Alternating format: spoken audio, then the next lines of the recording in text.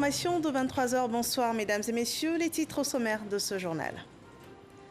Coopération Côte d'Ivoire-France, le chef de l'État Alassane Ouattara a été reçu en début de soirée ce mercredi par son homologue français Emmanuel Macron au palais de l'Élysée. Les deux personnalités avaient au menu de leurs échanges les relations entre leurs deux pays, la situation socio-politique et ivoirienne et la situation sécuritaire dans le Sahel. Dans ce journal, un dossier spécial sur les personnes en situation de handicap dans la ville de Bouaké. Leur quotidien a été scruté par Kwadio Kwame, un dossier qui met en lumière les difficultés mais aussi les opportunités qui s'offrent à ces personnes. L'actualité au Sénégal, Ousmane Sonko annonçait hier qu'il répondrait à la convocation du juge d'instruction ce mercredi. L'opposant est visé par une plainte pour viol par une employée d'un salon de massage de Dakar. Bienvenue dans ce 23 h. Coopération Côte d'Ivoire-France au palais de l'Élysée. Ce mercredi, le chef de l'État ivoirien Alassane Ouattara a été reçu par son homologue français Emmanuel Macron. Un entretien sur les relations entre la France et la Côte d'Ivoire portant également sur la situation sécuritaire dans le Sahel. Il s'en est suivi un dîner entre les deux chefs d'État et avant cela, en fin d'après-midi ce mercredi, Alassane Ouattara a échangé avec le ministre français de l'Intérieur Jean-Yves Le Drian. Rappelons que le président de la République ivoirien séjourne en France depuis le 26 février dernier. Abidjan, la gendarmerie nationale procédait hier à l'incinération de 1056 kg de cocaïne saisie la semaine dernière dans la commune de Cocody. Le procureur de la République, Adou Richard, et le général de corps d'armée, Alexandre Apalo Touré, participaient à cette opération dont nous parle Laure Goretti et Alexis Ouetraogo. 1056 kg de cocaïne totalement incinérée en présence du général de corps d'armée Alexandre Apalo Touré et du procureur de la République Adou Richard. Ces stupéfiants saisis la semaine dernière par la gendarmerie nationale sont estimés à 25 milliards de francs CFA. Vous constatez avec nous qu'elle a été incinérée là, brûlée, et totalement brûlée. Et là, bientôt les cendres, on attend que les derniers éléments s'éteignent. Vous avez là monsieur le procureur de la République, là le représentant de monsieur le préfet. Donc tout le monde est témoin que ça a été bien brûlé. Nous voudrions tout simplement, avec désolation, dire que à ce stade de l'enquête, seules les deux personnes qui ont été arrêtées, chez lesquelles la drogue a été saisie, sont pour le moment coupables.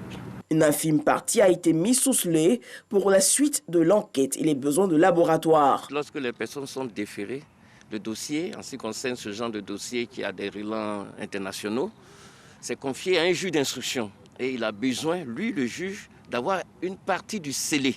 On ne pouvait pas tout détruire. Également, pour les besoins aussi de laboratoire, on a conservé une partie. Et pour les besoins de la brigade cynophile, parce que sachez bien que c'est les chiens renifleurs qui permettent aussi, à travers, n'est-ce pas, l'entraînement qui leur est effectué avec la drogue, de pouvoir déceler les colis qui sont, dans lesquels il y a de la drogue. Donc c'est pour ces besoins-là qu'on a retenu une infime partie. J'ai dit bien une infime partie. On est clair sur les termes. Et ça, c'est pour les besoins de la procédure et donc pour la science. Notons que 2 suspects ont été interpellés suite aux investigations et les enquêtes restent en cours pour identifier le circuit de ces produits. Le général de corps d'armée rappelle que ces hommes veillent à la sécurisation du territoire pour lutter contre toute forme de criminalité.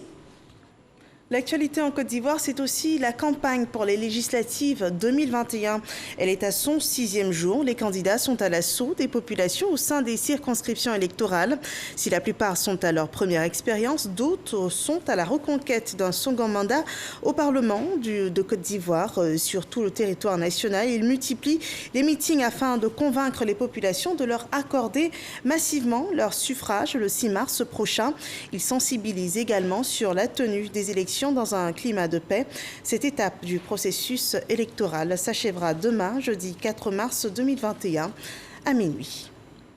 Et en rapport avec ces élections, la CEI a décidé de retirer un candidat de la liste définitive à Akupé Begwefin. Et dans ce cadre, le directeur des études et de l'éducation civique à la commission électorale indépendante, Edouard Joussou, était sur le plateau de l'édition du 13h. Un extrait de son intervention.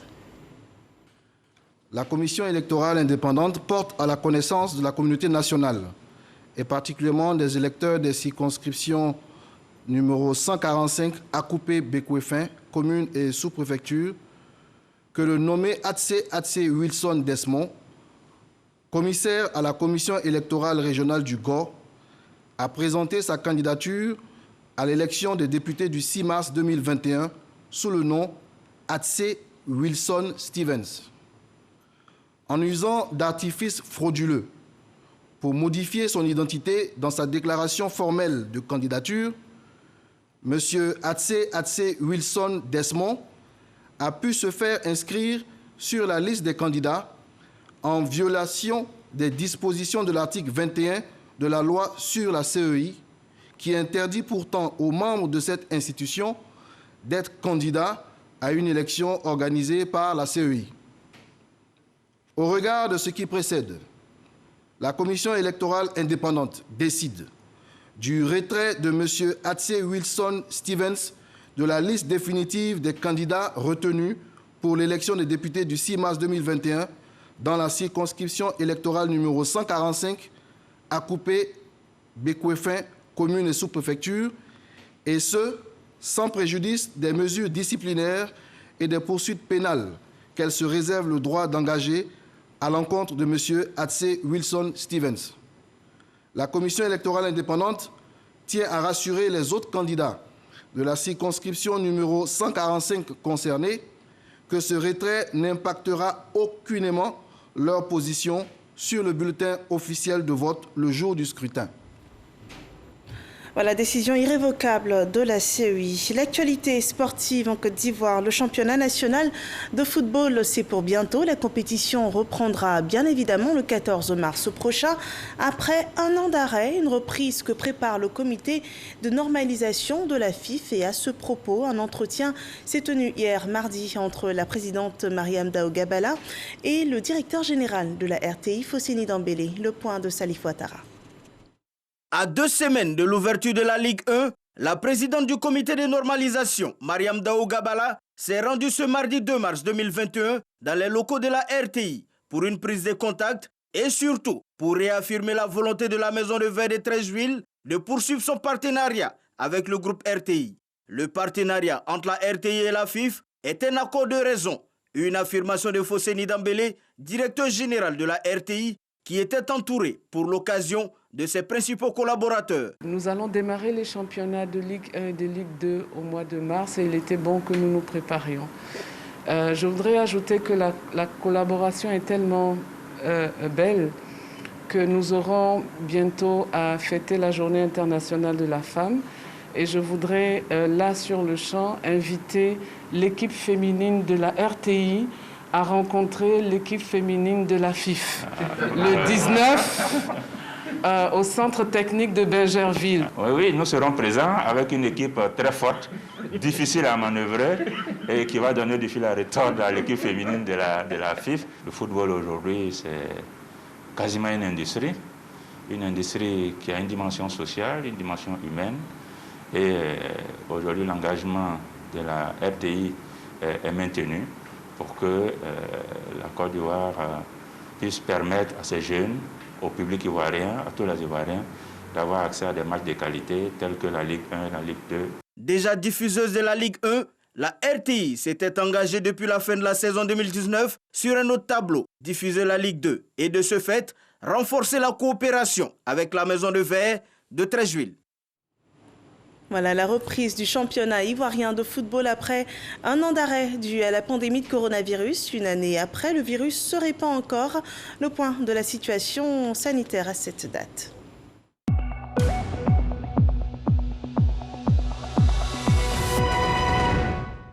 Avec le coronavirus, les jours passent et ne se ressemblent pas. La courbe des cas est en hausse. 356 nouveaux cas de Covid-19 ont été recensés ce mercredi 3 mars 2021 par le ministère de la Santé et de l'Hygiène publique. Un point de la situation sanitaire qui enregistre également 171 nouvelles guérisons et un cas de décès. À cette date, la Côte d'Ivoire compte ainsi 33 285 cas confirmés, dont 32 037 personnes guéries, 194 décès et 1054 cas actifs. Veillons au respect des mesures barrières pour stopper la propagation de ce virus. Et si vous êtes du corps enseignant, du personnel soignant ou encore membre des forces de l'ordre et de sécurité, vous êtes invité à vous faire vacciner dans les centres prévus à cet effet. Les œuvres sociales se mobilisent, se multiplient en faveur des populations vulnérables en cette période de pandémie. 2000 kits alimentaires d'une valeur de 27 millions de francs CFA ont été remis à des familles démunies de 8 centres sociaux du district d'Abidjan. Une action de la Fondation Elisabeth Glaser Pédiatrique, le point de Laure Goretti. 2000 kits alimentaires et d'hygiène offerts aux familles rendues vulnérables du fait de la Covid-19.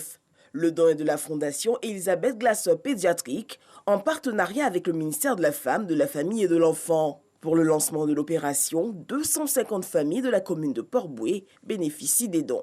Avec la Covid, nous nous sommes rendus compte qu'il y avait beaucoup de populations qui souffraient parce qu'elles n'arrivent pas à manger. Parce que la plupart de ces populations vulnérables, ayant des ressources financières vraiment réduites, n'arrivaient pas à se nourrir. À la suite de tout cela, nous avons décidé de leur donner quelque chose à manger et de les aider à pouvoir respecter toujours les mesures barrières. Les parents étaient réticents à fréquenter les centres de santé à l'avènement de la pandémie. Et il était important pour nous, pour pouvoir lever un tant soit peu cette frayeur des parents en apportant également notre contribution à cette lutte contre la pandémie à coronavirus. Les kits composés de savon, javel, seaux de lavage de mains, pâtes alimentaires et huile viennent soulager les populations et leur permettre de lutter contre la maladie. On avait déjà reçu les agents des centres sociaux qui sont venus toujours nous parler de la maladie Covid-19. Mais c'était avec la parole.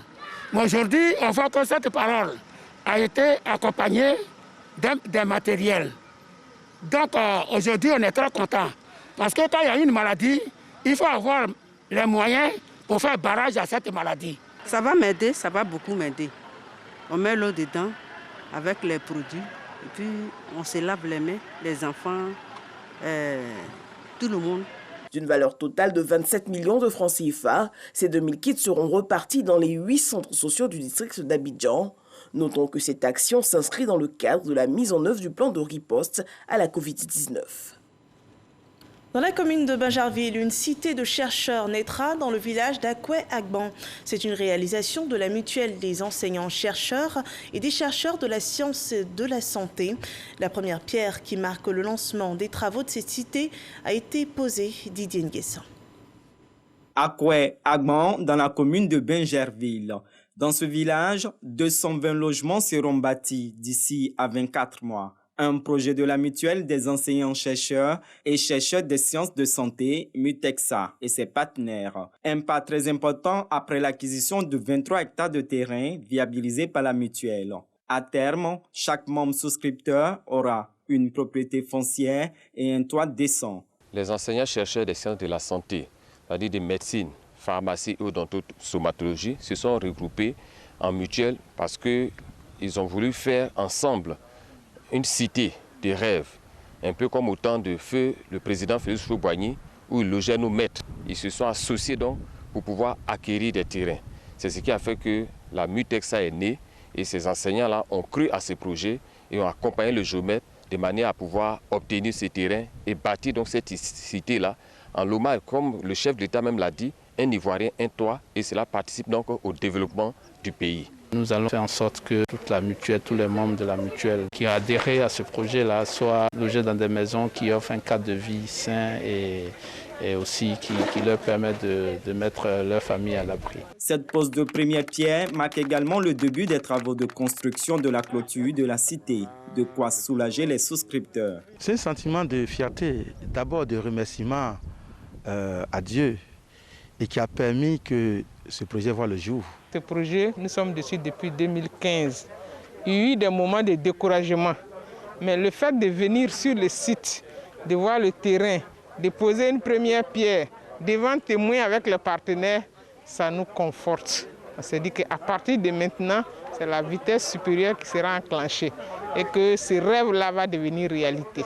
Nous avions eu des partenaires, des autorités qui sont à même de nous accompagner, montrer à toute la nation que les anciens de Côte d'Ivoire et les chercheurs de Côte d'Ivoire sont capables de faire beaucoup de choses. Un tel projet représente le bien-être de la famille. C'est un modèle très structurant pour pouvoir, n'est-ce pas, faire tâche d'huile et que tout et chacun de nous réponde à la politique du gouvernement qui est un Ivoirien, un toit. La mutuelle s'engage à travers cette opération immobilière à œuvrer pour le bien-être de ses membres, redorer le blason des enseignants du supérieur et à accompagner la politique de logement du gouvernement.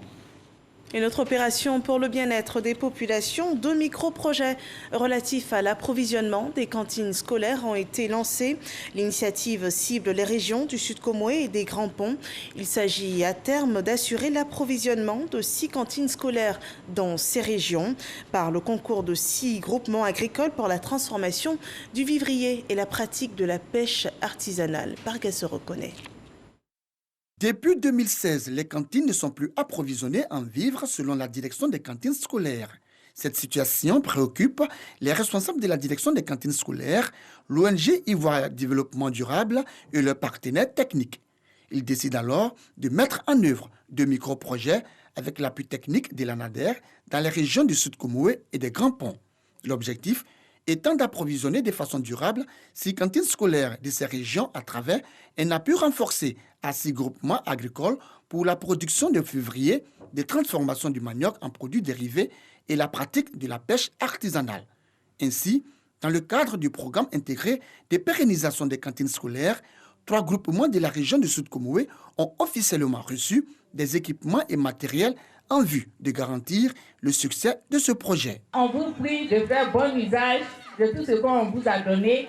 On compte sur vous pour que le partenariat avec la Société Générale Côte d'Ivoire soit renforcé. Les cantines scolaires permettent le maintien des enfants à l'école en leur assurant un repas chaud et équilibré par jour. Nous avons choisi, entre autres actions, d'accompagner des groupements agricoles en vue de leur permettre d'approvisionner les cantines en vivres. Les bénéficiaires se réjouissent de l'initiative. Ils n'ont pas manqué de traduire toute leur reconnaissance aux responsables de la direction des cantines scolaires et de l'ONG Ivoire Développement Durable. C'est grand ce qu'on vient de nous donner. On vient de recevoir un don de broyeuses de manioc, 4 presseuses et puis du filet pour nous protéger de tout ce qui est attaque extérieure. C'est très important et nous sommes très contents. Au terme de ce projet, qui est un appui à la pérennisation des cantines scolaires, les élèves des inspections de l'enseignement primaire public de Tiapoun, d'Adiaké et de Bonois vont bénéficier d'un repas chaud, équilibré et riche à midi. Ceci pour leur permettre d'améliorer leurs résultats scolaires. L'inspecteur général d'État est à Bongouanou pour une action sociale dans le chef-lieu de la région du Moronou. Théophile Awa Ndoli a procédé à la pose de la première pierre du foyer des jeunes d'Assoafoué ainsi que du collège de cette localité. Alexis Ouedraogo nous explique les raisons de ces différentes actions. Foué, gros village de 8000 habitants, a longtemps souffert de l'absence de collège de proximité. Les élèves admis en 6e étaient affectés soit à Bongouanou, Mbato ou même plus loin. Lors de sa visite dans le Moronou, le chef de l'État Alassane Ouattara a fait la promesse au collège de proximité et d'un foyer de jeunes. Samedi dernier, la chose a été faite. Je voudrais donc me réjouir aujourd'hui de ce que Assaoufoué a eu son collège. Assaoufoué a eu son collège de proximité qui va permettre aux jeunes d'ici de faire leurs études en toute quiétude. Ils vont apprendre à l'école, mais aussi ils vont bénéficier de l'encadrement familial qui leur permettra de réaliser l'être qu'ils veulent devenir plus tard. Et c'est l'inspecteur général d'État Théophile Awa Ndoli, fils de la localité, qui au nom du chef de l'État a donné les coups d'envoi des travaux. Nous sommes venus poser les premières pierres de ces 2 infrastructures. D'ailleurs, comme vous avez pu le constater, en réalité, pour ne pas perdre le temps, l'entreprise a déjà commencé. C'est surtout pour le collège, parce qu'ils ne veulent pas rater la rentrée prochaine. Donc, nous disons merci au président. Il promet et de façon concrète, ça se réalise. Le directeur de cabinet de la ministre de l'Éducation a exprimé sa reconnaissance à l'inspecteur général d'État pour ses actions en faveur du développement dans la localité.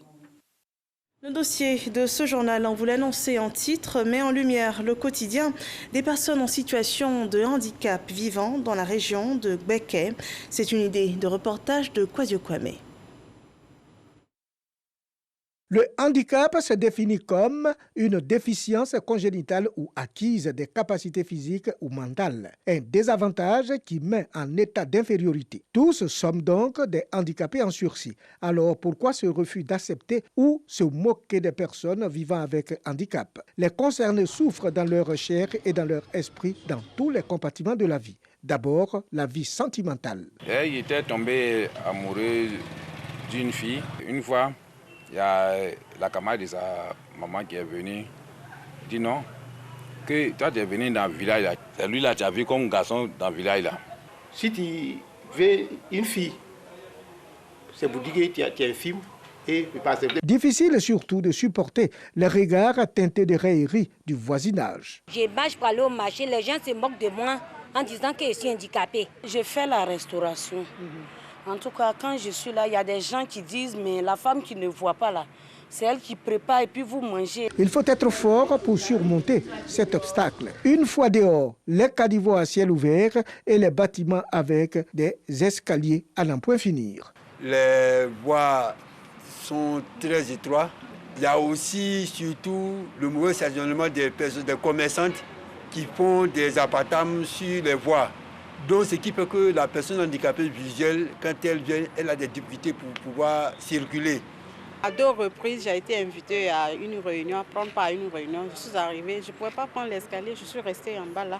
Et après, ils sont venus me rendre compte, ce qui n'est pas bien. Les longs déplacements, la croix et la bannière. Quand les handicapés arrivent chez nous, s'ils sont accompagnés par quelqu'un, la personne s'occupe d'eux. S'ils ne sont pas faits pour accompagner, on a nos apprentis, les chargeurs qui s'occupent d'eux, pour mettre les voiturettes dans le coffre, et puis vraiment on s'occupe d'eux jusqu'à la destination. Pour le transport, par exemple, pour aller sur Abidjan, beaucoup demandent aussi que la personne soit puisse payer. Il paye lui-même son transport. Deuxième, il faut payer encore la voiturette qui va rentrer encore dans le transport. Surtout dans les taxis aussi, c'est très difficile pour que la personne puisse rentrer dans les taxis, même beaucoup qui refusent, qui ne trouvent pas l'utilité de prendre la personne handicapée. La personne vivant avec handicap est-elle tenue de vivre en réclusion? Il y a certains qui se disent que nous ne sommes pas des hommes, que nous sommes des diables ou bien des génies. Que donc, en nous voyant, soit ils doivent cracher ou bien courir aller à la maison automatiquement pour ne pas nous rencontrer. Puis il y a aussi des personnes qui prennent les albinos pour faire des rituels. Heureusement, à l'université Temple du Savoir, les étudiants handicapés bénéficient de meilleures conditions de vie et d'études. Au sein de l'université, nous n'avons pas de grands soucis ici. Nous sommes exonérés au niveau des inscriptions à 50%. Aussi au niveau de la bourse, nous n'avons pas de soucis. Tous ceux qui déposent la bourse ont la bourse.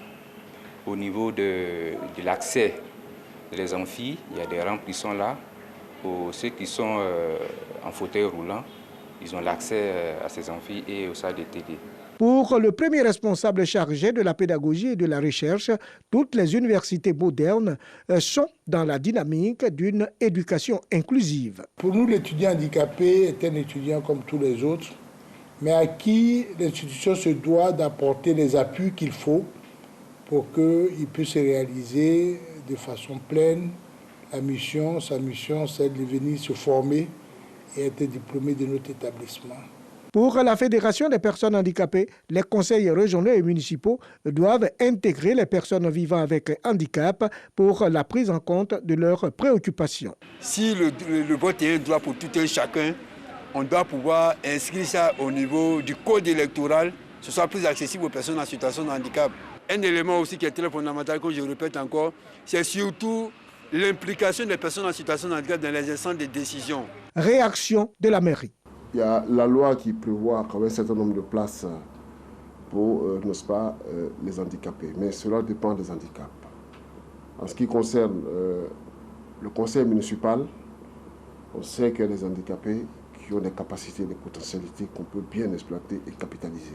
Signalons que dans nos agglomérations, il n'existe aucun espace de distraction pour les personnes vivant avec handicap. Toute chose qui amène Kofi Innocent à se battre bec et ongle pour la défense des intérêts des personnes vivant avec handicap. Actuellement, j'ai eu le master en droit public. Mes objectifs, je voulais devenir avocat, défendre le droit des personnes handicapées aussi. J'avais voulu aussi être à l'école nationale d'enseignement supérieur, pouvoir enseigner aussi les personnes qui n'entendent pas, pouvoir les encadrer pour les amener à grandir aussi ensemble. L'intégration des personnes vivant avec handicap à la fonction publique est une réalité, mais cette intégration n'a pas encore atteint sa vitesse de croisière. En milieu urbain, ces personnes handicapées sont de plus en plus acceptées par les populations. Cette année, par exemple, au niveau national, il y a eu un recrutement de 200 personnes handicapés à la fonction publique. Et au niveau de la ville, disons au niveau de la région de Beké, il y a 4 personnes qui ont été recrutées à la fonction publique. Vivons utile, vivons bien, surtout que nul ne sait ce que demain lui réserve. La vie des personnes vivant en situation de handicap dans la région de Beké, c'est une enquête de Kwasio Kwame. Parlons de sécurité routière. L'ONG Nouvelle Génération de conducteurs automobiles souhaite faire adopter la conduite qui sauve. Elle s'engage ainsi à éduquer les populations et les automobilistes sur les règles et la sécurité routière. Une mission exposée au cours du lancement de ces activités, suivant ce rapport de Seferazeki. Cocody, gare de taxi communal appelée communément Woro Woro en face du zoo d'Abidjan. C'est le site choisi par l'ONG Nouvelle Génération de conducteurs d'automobiles pour évoquer les questions liées à la sécurité routière. En Côte d'Ivoire, 94% des accidents de la circulation sont liés à l'indiscipline des conducteurs et des usagers. Pour leur première sortie, l'ONG NGCA exhorte à la conduite qui sauve. Il était vraiment nécessaire qu'on apporte une certaine sensibilisation sur la sécurité routière parce que les véhicules même ne sont pas en état et ceux qui conduisent aussi avaient du mal à comprendre un peu les règles de circulation. Prôner des valeurs de civisme et œuvrer au respect du code de la route constituent les axes majeurs de cette première séance de sensibilisation de l'ONG. Une initiative soutenue par la Direction générale des transports. Les responsables appellent à des actions concrètes. Alors l'ONG est la bienvenue et l'ONG s'appelle Nouvelle Génération des conducteurs d'automobiles. Donc nouvelle génération ne veut pas dire ceux qui sont très jeunes, mais veut dire l'esprit nouveau.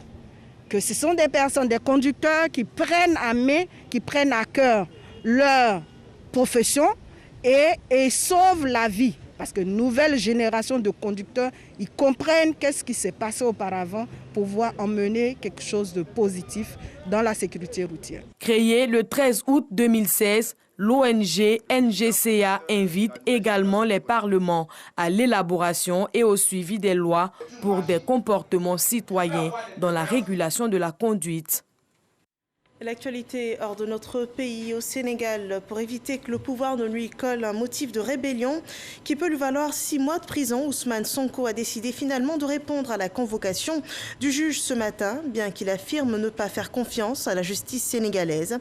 L'opposant est visé par une plainte pour viol par une employée d'un salon de massage de Dakar. Le président du parti PASTEF, arrivé 3e à la dernière présidentielle, a de nouveau dénoncé un complot politique et accusé directement le président sénégalais Macky Sall.